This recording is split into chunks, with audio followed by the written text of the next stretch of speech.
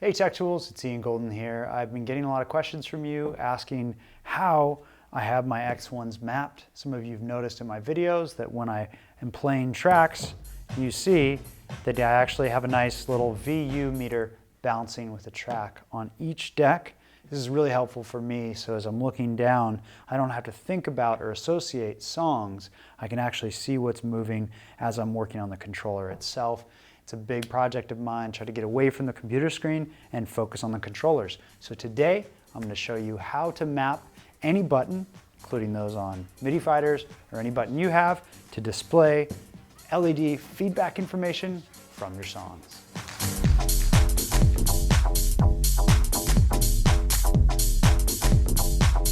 So the reason I'm doing this, of course, is if I've got multiple tracks playing,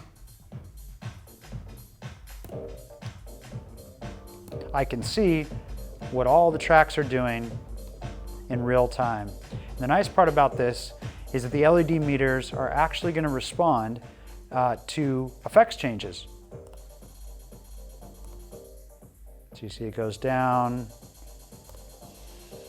So if I'm wondering where that buildup is coming from, I can look down and see right here.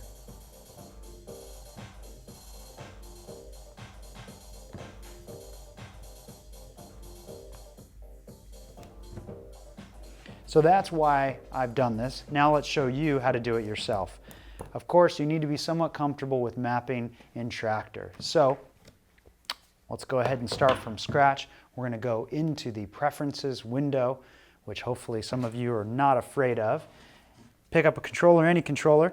The important thing here is, though, the controller needs to be able to receive MIDI from Traktor, because that's how this works. Traktor's actually sending a little piece of information saying, LED, light up now. So here's what we're going to do. We're going to go into our controller manager. We're going to add a fresh mapping. We'll call this a generic MIDI mapping, and we're going to rename it to be Magic LEDs. All right, so in the mappings, you can add two different kinds of commands.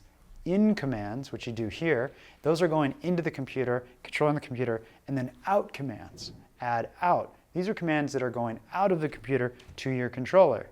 Pretty simple. So we're going to add an out command from the mixer, and you see it here, we've got meters, and we're going to go deck pre-fader level left and right.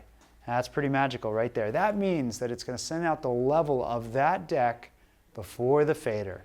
So we'll go ahead and learn that, and then we'll press a button, any button that you want to map it to. Now we'll say we want that to be deck A, and let's see what that does. We'll start back deck A, and it's bouncing. Now, the MIDI Fighter by default is kind of awesome for this because we have a bunch of built-in animations that automatically give you a range. It's literally that simple on a MIDI Fighter button. But as you can see, the Control X1 only has one color. So what I've done, instead of having a range of colors on one button, is mapped it across the buttons. Let's teach you how to do that. What we want to do is divide the range up for each step, and that'll make it bounce.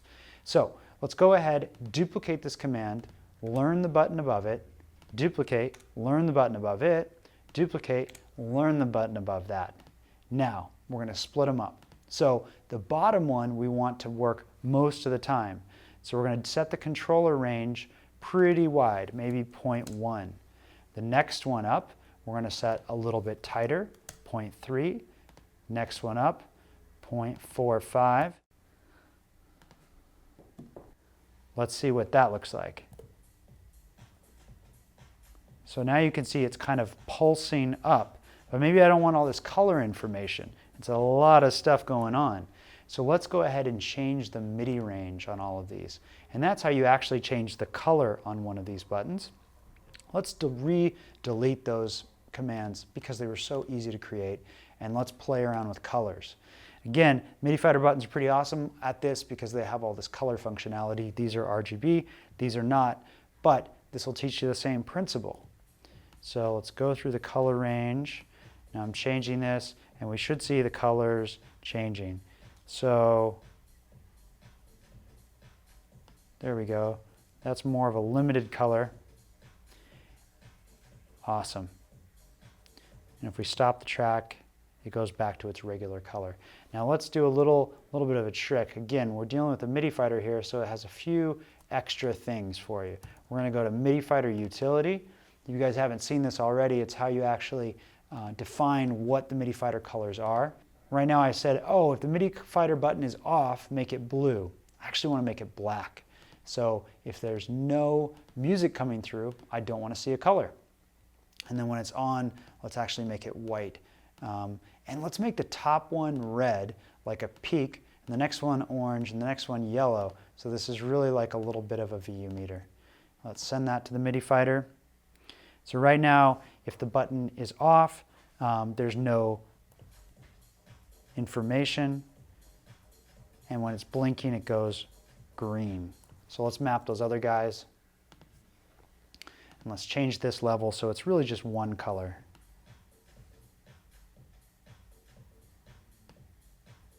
There we go. So let's zero that in. We'll duplicate it once again to the second button. We'll increase the range just a little bit. You want to increase this by little amounts. Duplicate that, learned that guy, change his range. And this is something that you're going to have to tweak and sort of get right, because it can be, there's a lot of different options and they're all going to look different. You'll just have to play with them until you get the effect that you're looking for. But as you can see, that's doing a lot of blinking and a lot of colors. We can really drill in there and make it even better. If you've got a more simple button with just one color, you're just going to get on and off and it's going to pulse. If you want to see how I did that exactly, all we need to do is go into my custom X1 mapping. Now, this mapping, I've actually used the default HID mapping that comes with the X1s, and I've just heavily modified it. So it's still running in HID. I'm not running in MIDI. I've just gone ahead and heavily modified it. Let's click on comments so we can find deck A level out, and you'll see that I've got a little condition and basically the same stuff we saw before. Looks like blend is on and it's just a tight little range.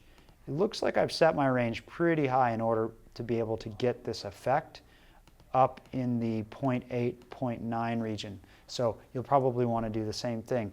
Let's actually change the other guy and see if that affects it at all. So once again, this is all about tuning.